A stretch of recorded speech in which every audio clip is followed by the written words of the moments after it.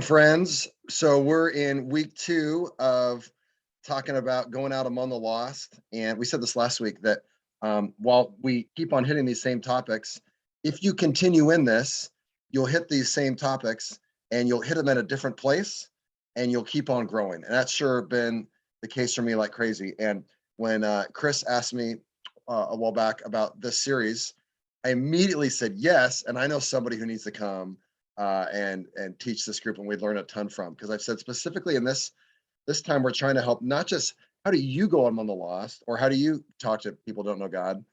Hey, how do you empower other people to do that as well? And someone I've just learned a ton from, who's become a good friend, is Joleene Burts. And Joleene, actually, Chris connected us together. Joleene had read Chris's book, and he texted me and said, "Hey, is Escondido near you?" I'm like, "It's like 30 minutes away." And so we've become good friends. And you know, when you're getting really passionate and going like, man, I want to see a movement happen in my area. Is there anybody else that like wants it as bad as me?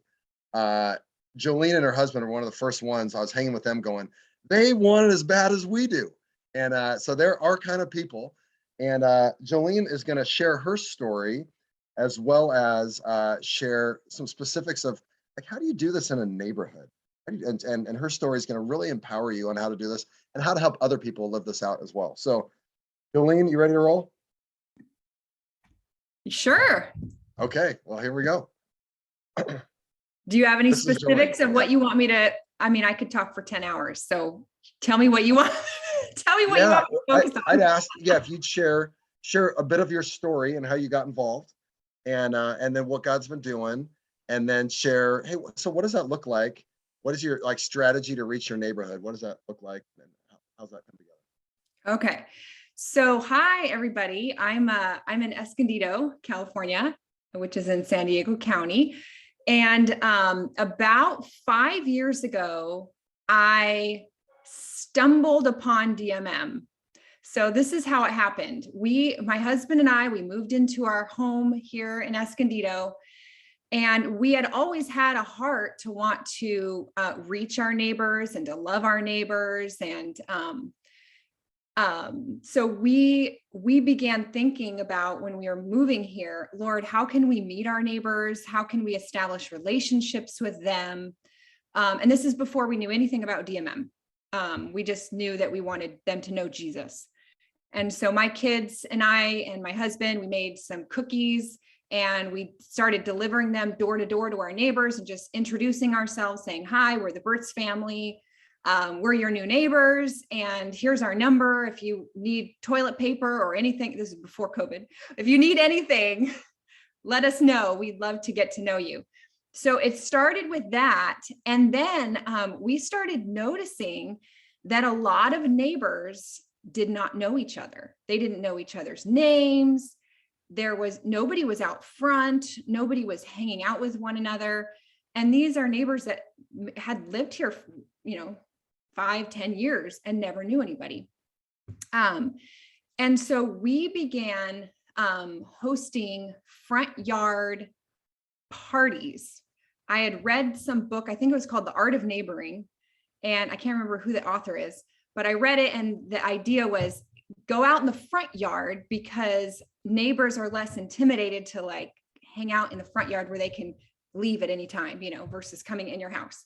So we began hosting some front yard. We did a happy hour, then we did an ice cream social, then we did a potluck.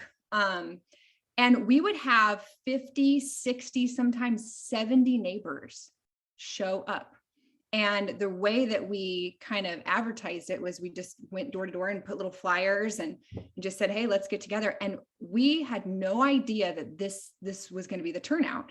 And neighbors were saying things like, this is so fun. We never knew any of these neighbors. And they would talk. We thought it would maybe last 2 or 3 hours. It would last into the wee hours of the night.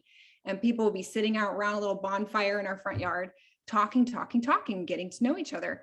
Never had met each other before. So we started identifying this need for community, that we live in a kind of middle upper class white suburban neighborhood. Everybody's a workaholic, it seems. Nobody really has much time. And so the relationships are very few. And so there's a lot of loneliness, a lot of isolation. We learned actually through some prayer that we did, there's the opioid use in our neighborhood is one of the highest in the county. And there's one of the reasons why medical professionals come over with ambulances into our neighborhood is because of opioid overdose. So this is the kind of demographic we're among. We're among the people that people say movement would never work there. But so through these relationships being built, some ladies had asked me if they could learn how to read the Bible. And again, this is before I knew about DMM. So I thought, oh my goodness, so I could do a Bible study with them. And I began thinking about all the women's curriculum Bible studies that are out there and what I could do with them, and just kept getting a check from the Holy Spirit. Nope, I just want them to read the Bible. Nope, no curriculum. Nope, we're not going to do any man's book. We're just going to do my book. And so I had asked one of my girlfriends who works for an organization called E3 Partners, and she knew about some kind of Bible study called the Discovery Bible Study that she was doing with her friends at the gym, and they were non-believers. So I had asked her, I said, Christy, what is this Bible study you do with non-believers? Because I have this opportunity with my neighbors to do a Bible study. And she said, oh, it's called the Discovery Bible Study. And all you do is read the Word of God and ask the same questions over and over again. I said, that's exactly what I want to do with these ladies. And so I Googled Discovery Bible Study and came up to Contagious Disciple Making, the book and the organization, got connected to Paul Watson, who's the son of David Watson. And he's been coaching my family for 5 years in DMM. So that's how it started. And since then, we now have 6 neighbor ladies who have gone through the Discovery Bible Study, been saved, baptized. Some of them are multiplying out among their families, and we meet regularly as church in our home. And so the Lord's really called us to invest in our neighborhood, which is 700 homes in the area. He's called us to invest here, which is a very difficult place because it's not really a Pepsi place in those terms, but that's where the Lord calls us. So we're trying to be obedient, even though it's really rough soil, tough soil. So we've been working here. And then at the same time, we're also equipping, we have a disciple making community. We actually have 5 that have multiplied out, and those people in the area are working to see do DMM in their own environments, whether it's the workplace or their neighborhood or among the LGBTQ community or whatever. So that's kind of our life. And I can give more specifics of what it looks like in our neighborhood day to day or week to week.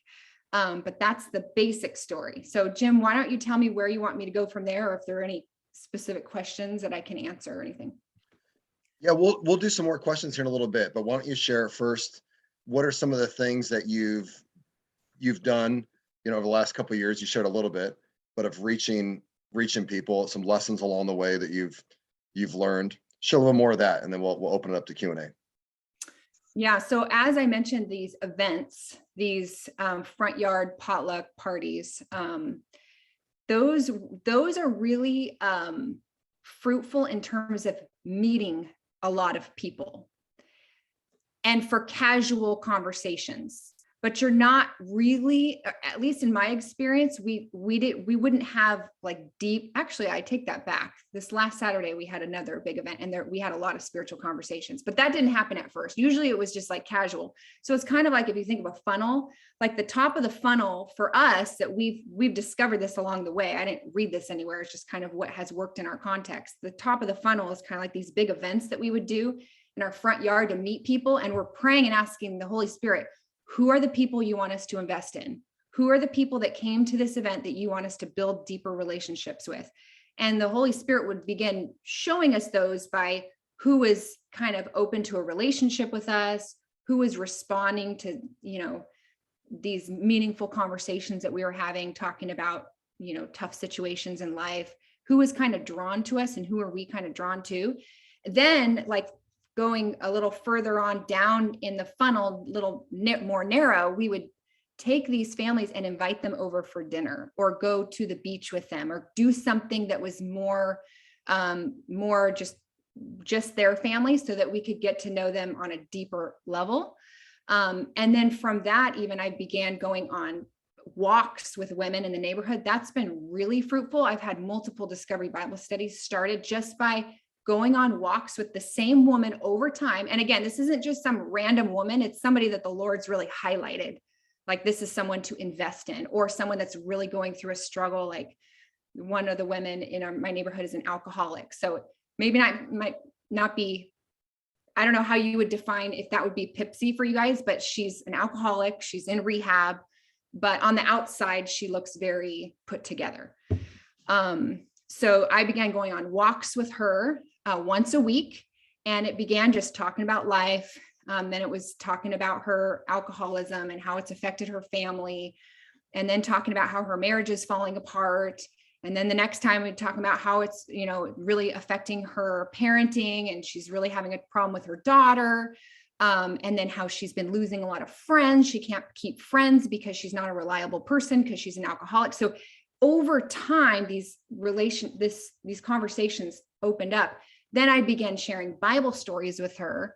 And then, I said, you actually want to read the Bible for yourself and discover how God wants to come in and transform your life.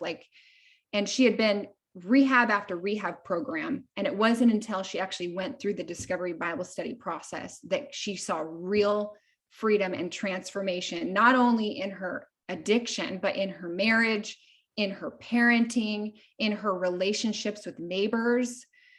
So her life has been transformed. So that's kind of how it happened. I met her at a party.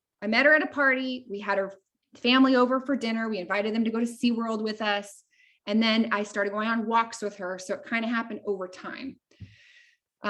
That's been the progression that I keep seeing as being fruitful in my neighborhood, because they're going to be my neighbors. They're always going to be my neighbors unless they move away. And so that relational equity and building this trust we've seen be real fruitful. That maybe up front, because I knew her before and she did not seem like she was somebody that was spiritually open, but now she's my most fruitful person that wants to now multiply out into her recovery program, the people that are also coming out of addictions like her.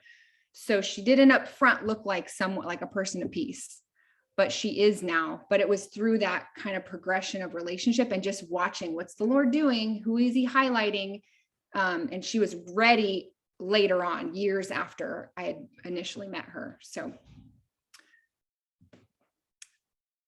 a couple other things, Jim, that I can mention too is we've done a lot of prayer walking and prayer over our neighborhood.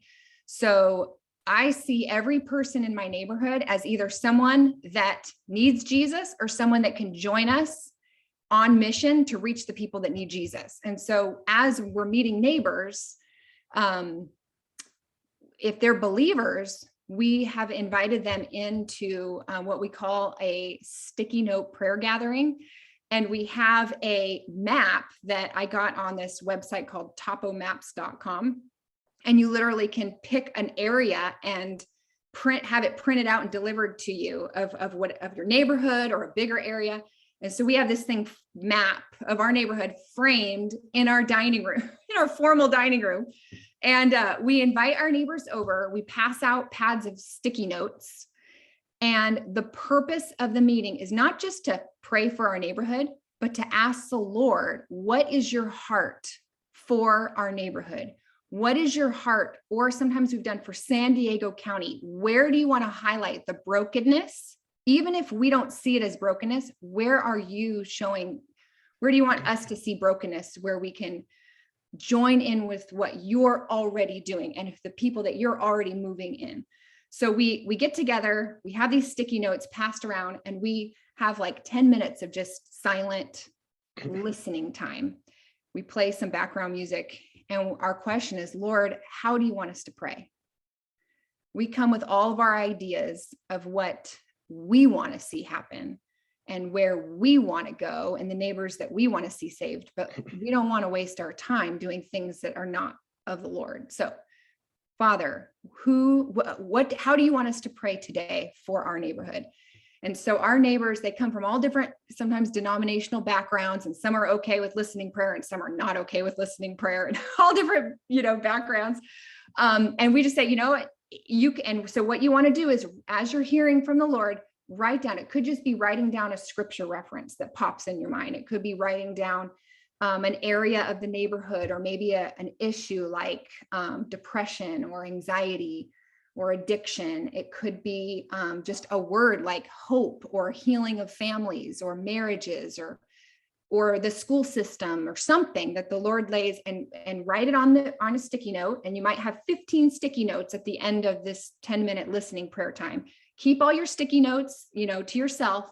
Then at the end of the 10 minutes, we're going to begin praying, and we're going to pray like popcorn style prayer. And somebody will take their first prayer that maybe had, divorce and marriage issues on their sticky note, and they would go up to the map and stick the sticky note on the map and pray whatever it is they felt like the Lord laid on their heart for that issue, like marriage. And what we've noticed, almost every single time, the Lord speaks the same thing to multiple people. So there'll be multiple people in the room that have a burden for marriage and divorce, or multiple people about the school, or children and being online, and certain themes would begin popping up. And so at the end of the prayer time, we'll have a map full of sticky notes with themes that pop out, and we're able to track those themes and put them in kind of a database, and so that we can strategically pray for the neighborhood in accordance to what God's laid on our hearts. And then we know that's part of showing us where God wants us to focus our time and things. So that's another thing we've done. We were doing that monthly at one point, and that's really powerful. And that also can be, even people that do that have no idea what DMM is. They're just coming to pray.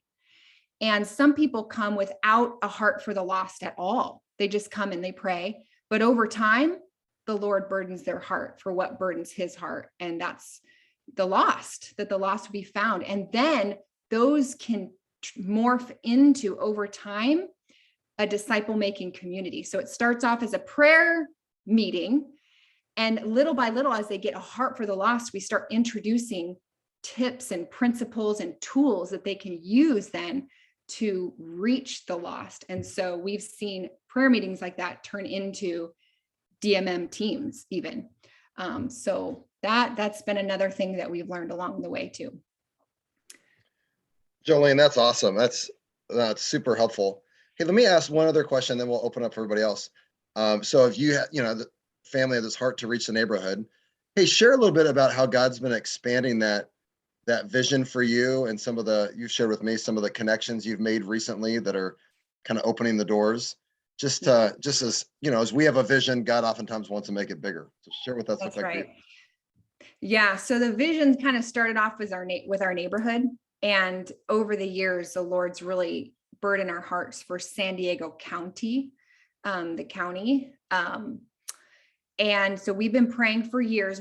We're in multiple prayer meetings, just like you guys. Sounds like you guys have those also. And I'm in a lot of prayer meetings with Jim too, and his team. And I know I saw Jim Thurber on the call here. And we've been praying that local churches would see the need to equip the saints for the work of ministry in disciple making. And for years, there was nothing, crickets. It felt like just our family and a few other random crazy people that were doing this. And honestly, even today, my own church is not doing DMM. We're the only ones that are, there's about 5 families in our church that are doing it, and we're just doing it. But it's not coming from the tops down or anything. The Lord hasn't opened that door yet. But just within the last year, 2 very large churches in North County, San Diego, have reached out for help in disciple making. And God's already been preparing their hearts for DMM, but they just didn't know it until now. And so Paul Watson came out and stayed with our family for a couple of weeks back in September and was doing a training. And so I kind of just picked up the phone and not randomly, but I called pastors that didn't know who I was and just said, hey, I don't know if you've heard of DMM, but this guy, Paul Watson, he's in town, he's going to do a training. And multiple pastors said, this is what we've been waiting for. This is what we've been praying for. And this is what we need right now for such a time as this. And I kept hearing that phrase from multiple people in multiple situations for such a time as this. And so there's 2 churches that are now getting trained and equipped by various different DMM organizations, but we're all partnering together. So like we're partnering with Jim, I know trained by Chris, and other people with GCM. And I don't know if you know about the Sheep Among Wolves film. So I'm connected with them also. And then we've also got groups that are connected with Contagious Disciple Making. So we're seeing these DMM organizations linking arms, because we all care about the kingdom, not our brand. We care about the kingdom. And so it's really exciting to see legacy churches now jump on board and say, this is what we need. I think COVID really exposed the fragility of some churches, that their people don't know how to function if the programs aren't there, or if the Sunday school class isn't open, or if there's not a sermon and things to go to. But so I think it was just a perfect timing for all of this. So cool. Hey, one more softball question for you that I know the answer to already. How's this impacted your kids, right? Because the closer we get to somebody, the more you get, the people who are closest to them. What's happened with your kids? Yeah, so my family does this together. This isn't what I do or what my husband does, but my kids they've been in the room as I've started Discovery Bible Studies with non-believers. And they've watched it happen. Even when they were young, it was them, just sitting on the floor of our disciple making community as we're practicing training what a DBS is. And they would, answer the questions and everything. And then I homeschool. So most of the time I'm on these Zoom calls all the time. And my kids are always back here on their desk doing their handwriting, and they're listening to all my training and coaching calls.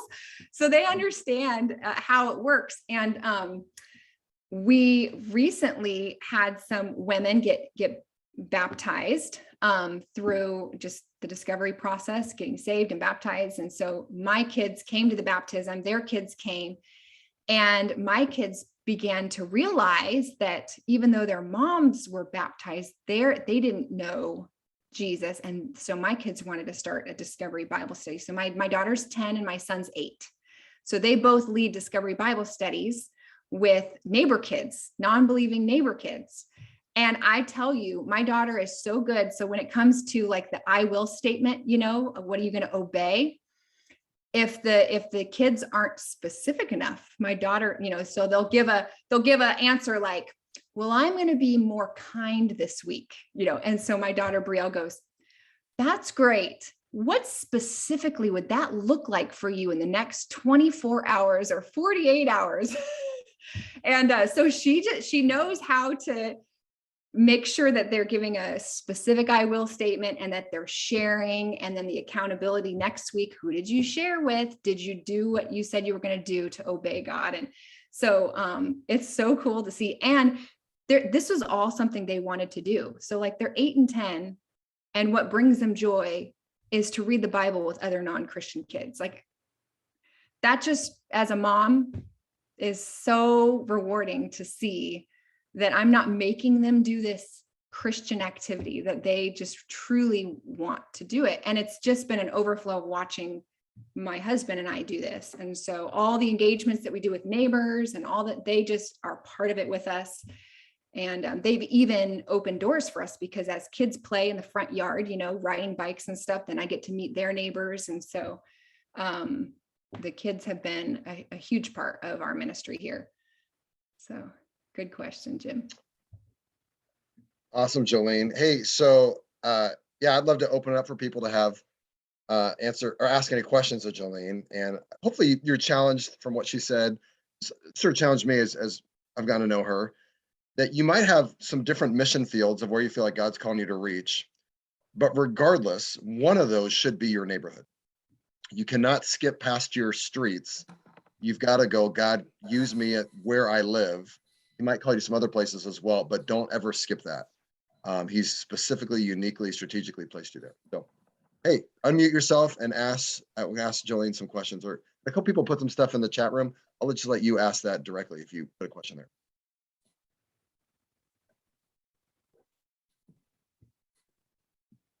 Joleene, thanks for sharing. Really, really powerful. I'd love to know, as you have seen people open up to the things of God and finding the balance between inviting people to your DMM group versus coaching them to start their own DMM group. Does that make sense? Yep, it makes sense. Yeah. So I've done it both ways. So right now I'm coaching one of the women, her name's Danielle, to do a discovery Bible study with her family. So she's doing that. And so I have a once a week call with her, and I go through first I just get a debrief on how her DBS went. And I ask her every single question and how it was answered for every single person in her family. Because that just helps me diagnose, like, where are there some gaps? Is she leaving any questions out? Does she need to get more specific with her I will statements? And then I go through the next story with her. So she's familiar with that. And then she goes and multiplies it with her family. So I've done that. And even in the beginning, when I actually started the DBS with the women in my neighborhood, I facilitated the first few times, and then I would pass the questions out around and they would facilitate. So now, and then if I'm not even there, it goes on if I'm on vacation or not, they continue to lead. And now they're, most of the time it's not me leading at all. So I've done it both ways, but because I'm an insider in this situation, because they are my neighbors and they built the relationship with me. I don't know if you would consider I'm the person of peace. I don't know. That's not really the best. It's not quite apples to apples, but because I'm an insider, I'm not an outsider, that it's kind of worked that way where in some ways it kind of made natural sense for me to be there because they asked me to do it with them. But I've done it both ways. I've also done it one-on-one and groups. Groups are always better than one-on-one. But I think probably moving forward, it will be more like I explained, like where I'm coaching one person and they're going and doing a DBS with their family. Especially as I meet neighbors that I don't really know very well, or that are further out in the neighborhood that I'm not as close to. Does that answer your question? Okay.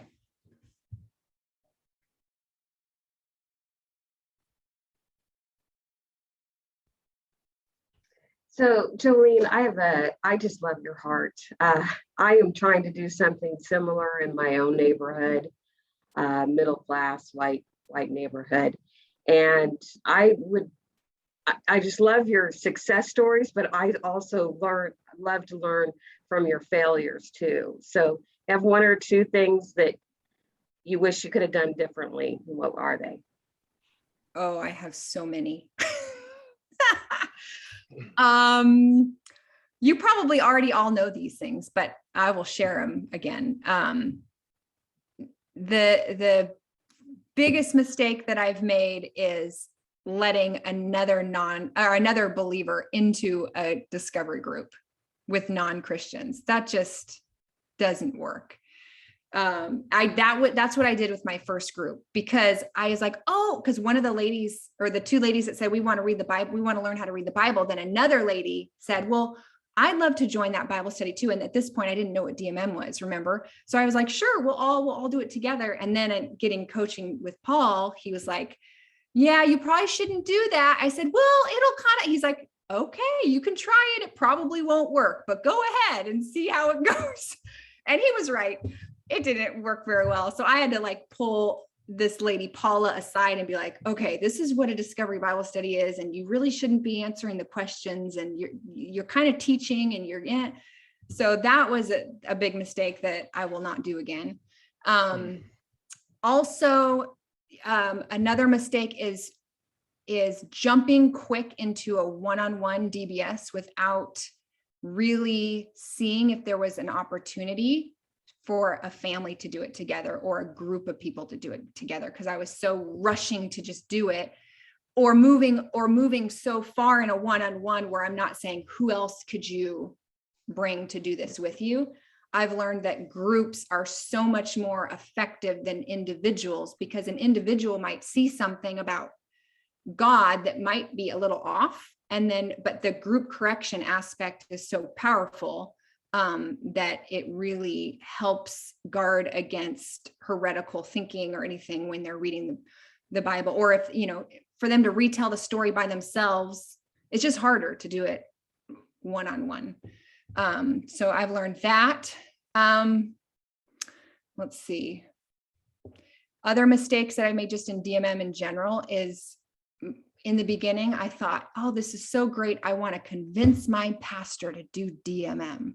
And I put so much energy, emotionally, physically, spiritually, into trying to convince my leaders to do DMM, that I had to learn that actually the way that it's going to happen, and the way that now it has happened, is if I just live it out myself, the people that God's stirring in and preparing will come to us for training. And then the leaders will see the fruit of it, which is finally now beginning to happen at my own church. But there are people now that are disciple makers for real. But it didn't come because I went and said, hey, can you come to this training thing? It was because I was just sharing stories of what God was doing in my neighborhood. And they were saying, oh, that's so cool. I could probably do a front yard potluck with my neighbors. Oh, so it simplified disciple making for them in such a way that was attractive, and they wanted to see the fruit in their own neighborhoods that we were seeing in ours. And then they want to be part of our disciple making community. So now we have people in our disciple making community that we would have never guessed were the ones that would be interested. They were just the ones that, as we're always sharing stories and celebrating what God's doing, people come to us. So I try not to encourage people to convince their leadership to do DMM, because it's very discouraging oftentimes, and not really fruitful. So those are some mistakes. There's so many more I could share, but those are some big ones.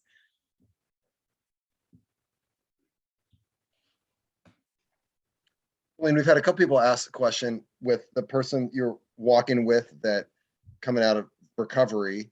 How long did that process take for you to identify them as a person of peace? And what was the length of time, the process? Yeah, so her name's Casey. And I met Casey probably 2 years ago. No, maybe 3 years ago at one of the parties. And I would really only interact with her once every couple months at a front yard party. And that probably happened for the first year. It was just, we would see each other, hi, it was casual conversation. That's all it was. And I never had any inclination that she was somebody to focus on or anything like that. And then a few years later, I was going to a monthly ladies bunco. And so I would see her more often and have some kind of meaningful conversations about family. And she began to realize that I was a Christian and things like that. And then it wasn't until a year and a half ago that she went into, I didn't even know she was an alcoholic. She went into a program.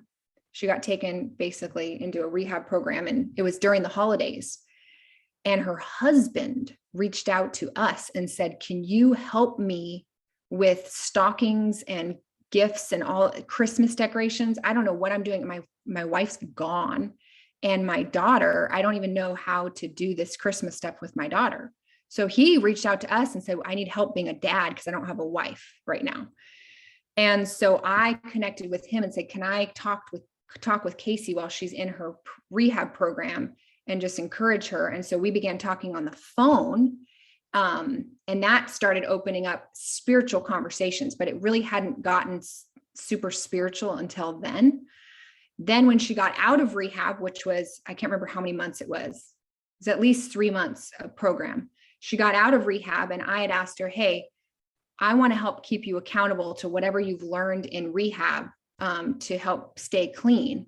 And she said, well, it would be really good if we could get together weekly. And I said, well, since one of your things you're supposed to do is exercise, why don't we just weekly go on a walk every Wednesday? So we would go on walks every Wednesday. And that's when we began deeper spiritual conversations and deeper conversations about her marriage is falling apart and all these things. And then that probably was another couple months. And then the Discovery Bible Study actually happened. So it was a year's process, but she was, when we got that call of her being in rehab, that was okay. There's a problem happening in her life and she's desperate and she knows she needs help. And so it was kind of, that's when God highlighted her. Okay, she's somebody to invest in. Joleene, what are the most valuable things you learned from Paul as he coached you? Oh, that's a really good question. There's so many good things. He always asks, the first thing he says when on every coaching call is, how are you doing? How's your family? How's your marriage? How's your parenting? And so the idea of the very first thing he coached my husband and I in is putting a schedule. Like we have this schedule, we bought this whiteboard for this reason, but putting a schedule together to say, how are we going to organize our life and that reflects our priorities, and to put rest in there and family time and these things. And it helped us from the beginning know what to say yes to and what to say no to, because I grew up in the church and I always wanted to do all the church programs and all these things. And we learned pretty quick that there is no way you can do DMM and then do all the women's ministry and the cookie baking, blah, blah, blah. You can't do it. Doesn't work. I mean, you're not going to be very effective. So we had to say, Lord, you've called us to a disciple making lifestyle. And this is going to be reflected in how we parent, how our marriage, what we say yes and no to, who we hang out with. We had to stop hanging out with Christians all the time and actually be a friend of sinners like Jesus and hang among the lost more.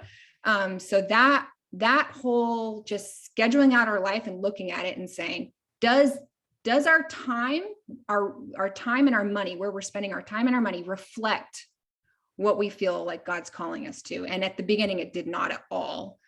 So we had to really work through that. So that's one. And then just, he's just really good at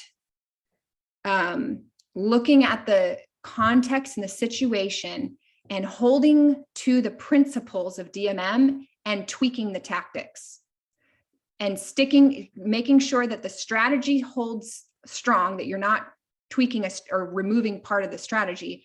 You're keeping the principles there, but maybe the way that you do prayer or the way that you engage or the way that you invite to a DBS or whatever can be tweaked based on your context. So he's been really good at that. And then also just asking every time he asks, how are your engagements going? And what are the 2 to 3 ways you're going to engage the lost this week? And how did it go last week? And so those have been powerful questions that I have multiplied out as I'm now coaching other people as well. But it's not a cookie cutter approach. It really isn't. The principles are there. You can't remove those, but the way that it looks is very different in America than it looks in India. Or I'm good friends with Pastor X or from Sheep Among Wolves, and it's very different than the way it looks in Iran. And so we've got to be mindful that how do you stay with the principles but tweak the tactics, and then go back to your disciple making community or your Gen Zero church would be called that, and say these are the things we're learning. This is what's working. This is what's not working in San Diego, California. You know, these are the lessons we've learned, and to try to track those and train on tactics that work. But they're not always the same across the board. So. Hey, Joleene, thanks for being here. We really loved having you. I have a question for you too.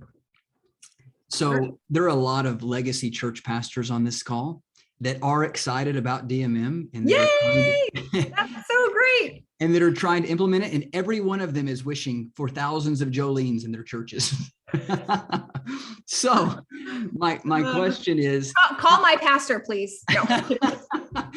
My question is, how would you, Joleene, advise these pastors and church leaders as to how to find the Joleens in their church, or how to raise up more people like you and your husband that have this vision in their church? Because they've caught the vision. They want people in their church to catch the vision, but they've got a lot of people that have been a part of legacy churches for a long time and just kind of want to come on Sunday and maybe not do much else. But they know they need Joleens. So how would you encourage them to find people like you in the church, or to raise up people like you in their church? Yeah, well, this is kind of a chicken or the egg answer, but the best way to find the people is to share stories, incorporate that into your Sunday, have people come up. And again, it's chicken the egg, because maybe you don't even have anybody in your church that has stories yet. Or bring somebody from the outside to share stories, because stories cast vision for what this looks like. Because a lot of what I think freaks people out is the whole, do you want to see, 500,000 churches planted in 1 week, and the whole movement? I mean, some people, like the more apostolic people, get really excited about like big numbers, but most people get freaked out by big numbers.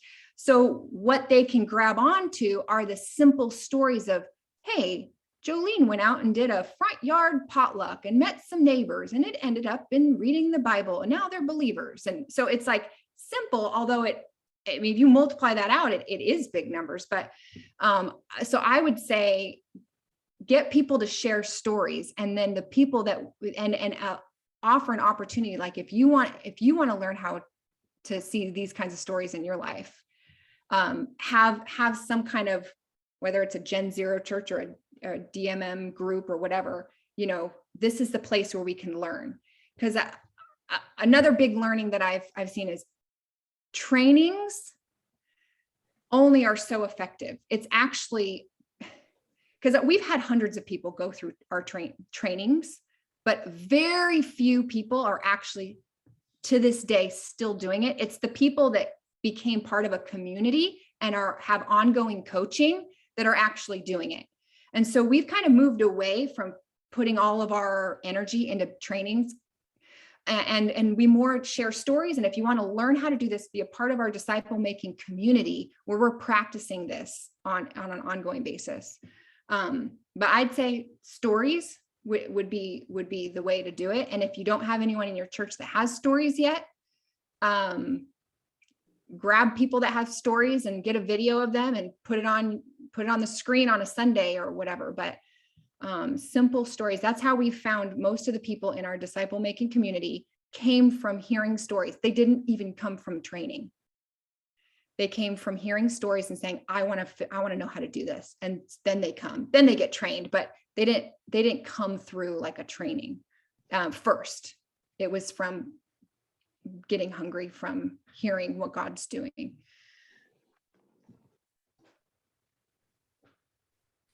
That's great, Joleene. Thank you. Hey, I think Jim had to step away a minute. Any other questions, you guys, before we head to breakouts here in just a few minutes? I don't want to end this if you've got a few more questions for Joleene. But Joleene, they're going to watch this recording over. I'm telling you, you've shared a lot of things that have been very helpful. So thank you. Let me give them just a minute. Anybody else want to jump in here real quick before we transition? I have a question. Go ahead. Thank you so much for your time and sharing this with us. And I just find myself wanting to send you a text and say, hey, can you disciple me? Because I feel like I need to learn more, but it's all bit about trial and error. But my question has to do with, I tend to jump the gun, I think, too early and ask people about asking, we call it the golden question. If you want to, would you like to sit down and find a way to discover stories about God for yourself, kind of thing. I think I asked that question too soon. It sounds to me like you spend more time relationship building, but can you answer what happens that for you to know it's the right time? I'm not fishing very well. I think I'm smacking the water with a baseball bat. Yep. So can you just kind of help me kind of think through that timeline or that process, or how you figure out when to ask the question? Yes, that is a very good question, because one of the things that we've learned is that sometimes if you're too aggressive, you don't have relational equity established and your DBS will fizzle out. And so what we do, and this is Paul Watson developed a tool called the conversation quadrant. And many of you might maybe have heard of it, but if not, Contagious Disciple Making has an app that's a fabulous app, and they have all these tools and videos and stuff.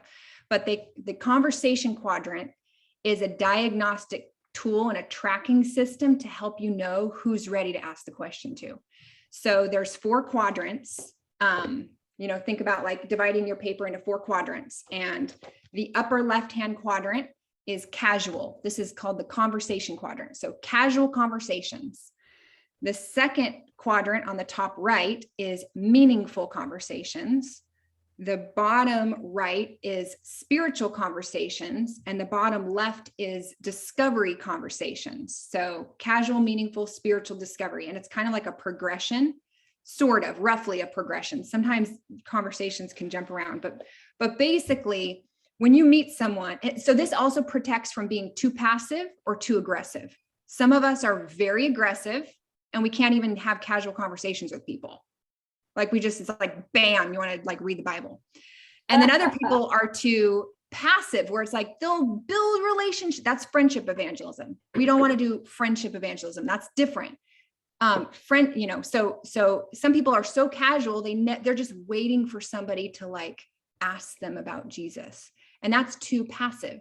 So the conversation quadrant helps us think, who are the people that we're engaged, the lost people that we're engaging with, and where are they falling in the quadrants? And we want, when we first meet people, it's, especially if these are people that you're going to be seeing over and over again, like neighbors and stuff, or people that you're really trying to, focus in on.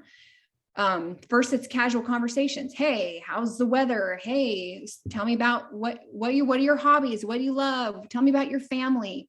And then it moves into meaningful conversation at some point. It could happen in that same conversation that same day, or it could happen the next week that you see them again. But this informs our prayer life. So when we have a casual conversation with a non-believer, we're praying and we're mobilizing prayer among our prayer networks, which we all should have prayer networks where we're praying for people and all these things that we're doing. We're asking God, Lord, you move the conversation from casual into meaningful. Help us move there so that I can identify what's going on in their life, whether it's a stress or a joy or something meaningful. Meaningful brings out more of a felt need or a struggle or financial burden or sickness or a problem with a job or something. And then oftentimes those meaningful conversations can be doorways to spiritual conversations. So you're always thinking we want to move the conversation. Well, we want the Lord to move the conversation also. We don't want to just push when they're not ready. And some people you'll see, you start getting into spiritual, they don't want to have anything to do with it. They're just not ready, but they might be in the future.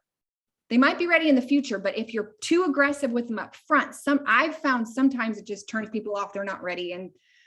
So we're looking for good soil, and you're finding it by who's having meaningful conversations, who's now open to spiritual conversations. And that could be anything about God. It could even be about their own religion, if they're Hindu or Buddhist or whatever, spiritual conversations. And then the discovery conversations take a spiritual conversation and actually put a story in there. So you're sharing a Bible story, or you're sharing a specific passage of scripture. And you're testing the waters to see, are they open and receptive, and will they go share this story with their family and friends and come back and tell you how it went? So you're kind of doing like a mini DBS, like test it, see, and then as they're open to hearing stories, hey, let's read more of these stories together. You want to do that? Or I can show you how you can continue to read these stories with your family and ask these questions and discover God for yourself. So that's kind of the progression that we've been trained in. And that doesn't mean that it has to take months, and it also doesn't mean that you do all that in one conversation. It just, you're kind of hearing from the Spirit on where they are and testing the soil. And then you know who to invest your time in. The people that are seeming to progress, you invest your time. Like Casey, I told you in the beginning, it was just casual. She never really wanted to get into spiritual, but then at one point she was ready. But because I had invested in her casually and meaningfully, she trusted me, and I was the one that she called when she was ready. And now she's a believer. And so that's what we use to help us. I know that's a little bit different than what you guys do, but I think, it might be helpful just to kind of think of how things might be able to be tweaked, or, especially if you're working in a neighborhood where it's like you live next to them, you're going to see them over and over again. Joleene, hey, this is all awesome. And I would just vouch to that conversation quadrant we've been using the last couple months in our Gen Zero church. We weekly bring it up, and everybody has a piece of paper with the quadrant on it with names of people in the group. And when someone shares, we go, what happened this past week with that person, or their new names to add. And one person shares, and then people pray for them. And so, and the game changer for me has been, I've got this sheet the other 6 days of the week when we're not meeting, and so does everybody else. And we know very tangibly how to pray for people. And oftentimes it is, this Tuesday, I'm meeting with this person. And I'm like, okay, let's pray for them. And we'll send them all texts. And so they're getting that all over the place. So yeah, it's a great tool for what we're doing here.